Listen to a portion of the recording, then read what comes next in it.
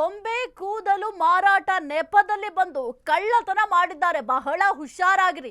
ನಮ್ಮ ಜನರು ಏನಾದ್ರೂ ಈ ರೀತಿ ಬೊಂಬೆ ಮಾರ್ಕೊಂಡ್ ಬರ್ತಾ ಇದ್ದಾರೆ ಅಥವಾ ಕೂದಲೇನಾದ್ರೂ ಕೇಳ್ತಾ ಇದ್ದಾರೆ, ಒಂದು ಪಾತ್ರೆ ಕೊಡ್ತೀವಿ ಅಂತ ಇದ್ದಾರೆ ಅಂದ್ರೆ ಸಾಕು ಓಡೋಗ್ಬಿಡ್ತೀರಾ. ಆದ್ರೆ ಬಹಳ ಕೇರ್ಫುಲ್ ಆಗಿರ್ಬೇಕು. ಅವ್ರು ಯಾರು ಅನ್ನೋದು ಗೊತ್ತಿಲ್ಲ, ಏನಿಲ್ಲ, ಒಂದು ಪಾತ್ರೆ ಅಥವಾ ಏನಾದ್ರು ಒಂದು ಸಿಗುತ್ತೆ ವಸ್ತು ಅಂತ ಆಸೆ ಬಿದ್ದು ನೀವು ಎಡವಟ್ ಮಾಡ್ಕೊಳ್ತೀರಾ. ನೋಡಿ ಇಲ್ಲಿ ಯಾವ ರೀತಿ ಆಗಿದೆ ಅಂತ.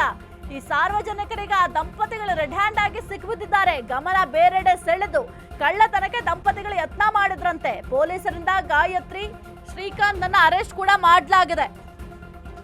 60 ಲಕ್ಷ ಮೌಲ್ಯದ 398 ಗ್ರಾಂ ಚಿನ್ನಾಭರಣ ವಶಕ್ಕೆ ಪಡೆಯಲಾಗಿದೆ. ಹೆಂಡತಿ ಕೂದಲು ಬೊಂಬೆ ವ್ಯಾಪಾರ ಮಾಡ್ತಿದ್ರೆ ಗಂಡನಿಂದ ಜಾತ್ರೆಗೆ ಬರುವ ಮಹಿಳೆಯರ ಚಿನ್ನವೇ ಟಾರ್ಗೆಟ್.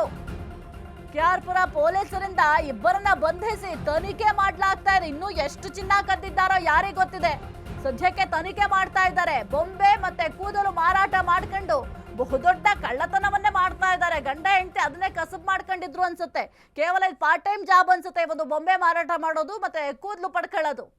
ಅದಕ್ಕೆ ಬಹಳ ಹುಷಾರಾಗಿರಿ ಅಂತ ಯಾಕೆ ಹೇಳ್ತೀವಿ ಅಂತಂದ್ರೆ, ಈ ರೀತಿಯ ಕಳ್ಳರಿರ್ತಾರೆ, ಖದೀಮರಿರ್ತಾರೆ.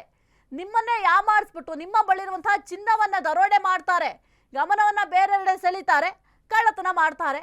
ಸದ್ಯಕ್ಕೆ ಪೊಲೀಸರಿಂದ ಗಾಯತ್ರಿ ಮತ್ತೆ ಶ್ರೀಕಾಂತನ ಅರೆಸ್ಟ್ ಕೂಡ ಮಾಡಲಾಗಿದೆ. 60 ಲಕ್ಷ ಮೌಲ್ಯದ 398 ಗ್ರಾಂ ಚಿನ್ನ. ಈ ಚಿನ್ನದ ರೇಟ್ ಎಷ್ಟರ ಮಟ್ಟಿಗೆ ಏರಿಕೆ ಆಗಿದೆ ನಿಮ್ಗೆಲ್ರಿಗೂ ಕೂಡ ಗೊತ್ತಿದೆ. ಅಷ್ಟು ಚಿನ್ನ ಕದ್ದೊಯ್ದಿದ್ದಾರೆ. ಇನ್ನೂ ಎಷ್ಟೆಷ್ಟು ಚಿನ್ನ ಕದ್ದಿದ್ದಾರೋ, ಇನ್ನೂ ಏನೇನು ಕದ್ದಿದ್ದಾರೋ ಅದೆಲ್ಲವೂ ಕೂಡ ಇನ್ನಷ್ಟೇ ತಿಳಿದು ಬರಬೇಕಾಗುತ್ತೆ. ಯಾಕೆಂತಂದ್ರೆ ಪೊಲೀಸರು ಈಗ ಕೆಆರ್ಪುರ ಪೊಲೀಸರು ಇಬ್ಬರನ್ನು ಕೂಡ ಬಂಧಿಸಿ ತನಿಖೆಯನ್ನ ಮಾಡ್ತಾ ಇದ್ದಾರೆ. ಅಟ್ಲೀಸ್ಟ್ ಇಲ್ಲಿ ಅವ್ರನ್ನ ಸ್ಥಳೀಯರು ಹಿಡ್ಕೊಂಡಿದ್ದಾರೆ. ಅವ್ರು ಮಾಡ್ತಾ ಇದ್ದಂಥ ಈ ಒಂದು ಕಳ್ಳತನ ಕೃತ್ಯ ಅವರ ಗಮನಕ್ಕೆ ಬಂದಿದೆ. ಇಲ್ಲ ಅಂತಂದ್ರೆ ಅಲ್ಲೂ ಕೂಡ ಇದೇ ರೀತಿ ಕಳ್ಳತನ ಮಾಡ್ಕೊಂಡು ಹೋಗೋರು, ಆಮೇಲೆ ಮತ್ತೆ ಹೋಗಿ ಪೊಲೀಸ್ ಸ್ಟೇಷನ್ ಕಂಪ್ಲೇಂಟ್ ಕೊಡಬೇಕಾಗಿತ್ತು. ಇಷ್ಟೇ ಆಗ್ತಾ ಇತ್ತು. ಕೆಆರ್ಪುರದ ದೇವಸಂದ್ರ ಬಳಿ ಸರ ಕಳ್ಳತನಕ್ಕೆ ಯತ್ನ ಮಾಡಿದ್ರಂತೆ. ರೆಡ್ ಹ್ಯಾಂಡ್ ಆಗಿ ಸಾರ್ವಜನಿಕರಿಗೆ ಈ ದಂಪತಿಗಳು ಸಿಕ್ಕಿಬಿದ್ದಿದ್ದಾರೆ. ಪೊಲೀಸರು ಸದ್ಯಕ್ಕೆ ಎನ್ಕ್ವೈರಿ ಕೂಡ ಮಾಡ್ತಾ ಇದ್ದಾರೆ. ಇನ್ನು ಮುಂದಾದ್ರೂ ನೀವು ಬಹಳ ಕೇರ್ಫುಲ್ ಆಗಿರಿ. ಈಗ ಮಧ್ಯಾಹ್ನದ ಹೊತ್ತು ಮನೆಯಲ್ಲಿರ್ತಾರೆ, ಯಾರಾದ್ರೂ ಕೂದಲು ಕೊಡಿ, ನಿಮ್ಗೆ ಪಾತ್ರೆ ಕೊಡ್ತೀವಿ ಅಥವಾ ಏನಾದ್ರೂ ಒಂದು ನಿಮ್ಗೆ ಉಪಯೋಗ ಆಗುವಂತ ವಸ್ತುಗಳನ್ನ ಕೊಡ್ತೀವಿ ಅಂತ ಅಂದಾಕ್ಷಣ ನೀವು ಹೋಗ್ತೀರಾ.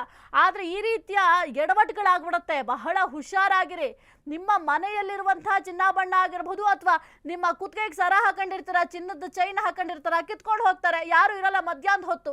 ಆಗ ಏನ್ ಮಾಡ್ತೀರಾ? ಹಾಗಾಗಿ ಬಹಳ ಹುಷಾರಾಗಿರಿ ಹೆಣ್ಮಕ್ಳು.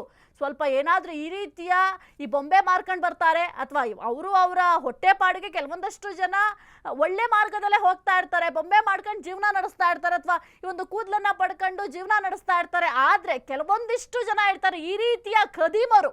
ಅಂಥವ್ರನ್ನ ನೀವು ಹೆಂಗೆ ಜಡ್ಜ್ ಮಾಡ್ಲಿಕ್ಕೆ ಸಾಧ್ಯ ಆಗತ್ತೆ?